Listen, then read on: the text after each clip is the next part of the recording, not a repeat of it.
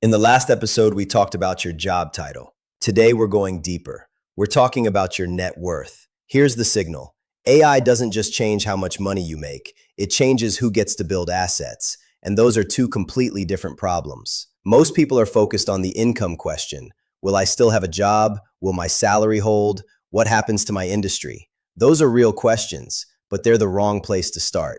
Because the bigger shift, the one that will define the next generation of wealth in this country, is not about what you earn, it's about what you own.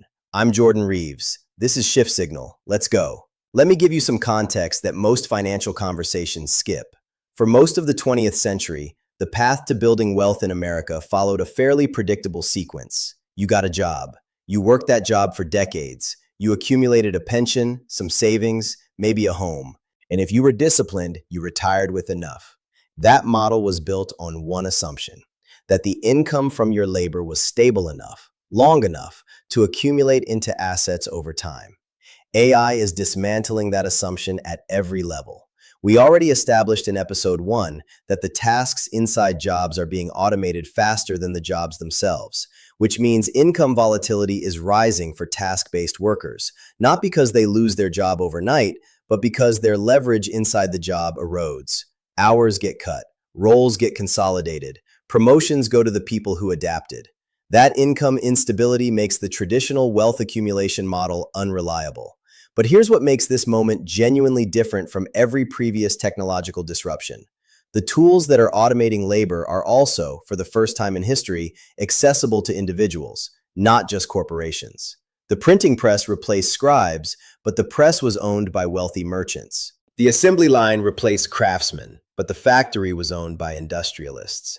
The internet disrupted retail, but the infrastructure was owned by Amazon and Google. AI is different. The tools are available to you right now at a price point that is essentially zero relative to what they produce. That changes the wealth equation completely. So what does this actually mean for how wealth gets built in the next decade? Three things are shifting simultaneously, and they're all moving in the same direction. First, the cost of starting something is collapsing. 5 years ago, building a software product required a team of engineers. A marketing campaign required an agency. A content operation required a studio. All of those now have AI equivalents that a single person can operate. The barrier between having an idea and having a business has never been lower. Second, the leverage available to small operators is exploding. One person with the right AI stack can now produce the output of a team. That means a solo business, a small ministry operation, a side venture. All of these can now generate revenue at a scale that previously required significant payroll. Revenue at low overhead is how assets get built. Third,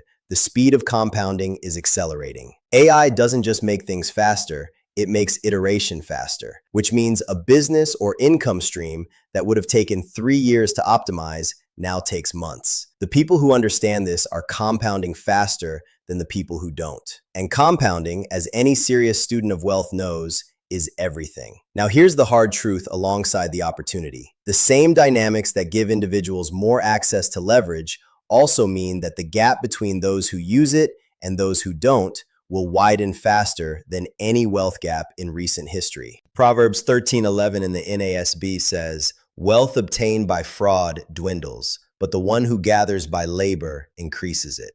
That was a statement about integrity, but it's also an economic truth. Wealth built on real value, compounded by disciplined effort, grows. Wealth built on borrowed leverage without a foundation collapses. The AI era is not going to change that principle. It's going to accelerate it. The people who build real skills, create real value, and invest their leverage wisely will accumulate faster than ever. The people who chase shortcuts will lose faster than ever. The wealth gap isn't just about to get bigger, it's about to get weird. Because for the first time, the people on the right side of it won't be determined by who they know or what family they came from. They'll be determined by how quickly they learn to read the signal. So what does this mean for your financial posture right now? 3 moves. Move 1. Separate your income strategy from your wealth strategy. These are not the same conversation. Your income is what you earn. Your wealth is what you own. If you are only focused on protecting your income in the AI disruption, you are solving the wrong problem. Start asking the second question: what am I building that I can own? A skill set, a content library, a client base, a product, a small business, these are assets. A salary is not. Move 2. Start a one-person leverage experiment. I'm not telling you to quit your job. I'm telling you to spend 10 hours this month, not someday, building something small with AI tools. Write the ebook you've been thinking about. Build the simple tool. Launch the consulting offer. Produce the first piece of content. The point is not to make money immediately. The point is to develop the intuition for how AI leverage actually works before you need it. The people who will move fastest in this economy are the ones who built that intuition early. Move 3. Audit your current financial life for AI exposure. This means asking honestly, which of my income sources are most vulnerable to automation?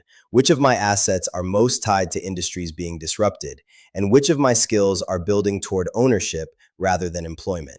This is not a fear exercise, it's a positioning exercise. A navigator doesn't panic when the wind changes, they adjust the sail. The Proverbs writer also tells us in chapter 21, verse 5, the plans of the diligent lead surely to advantage, but everyone who is hasty comes surely to poverty. The AI wealth shift is not going to reward the people who moved fastest recklessly. It's going to reward the people who moved deliberately, who understood the landscape, positioned themselves with intention, and built on foundations that compound.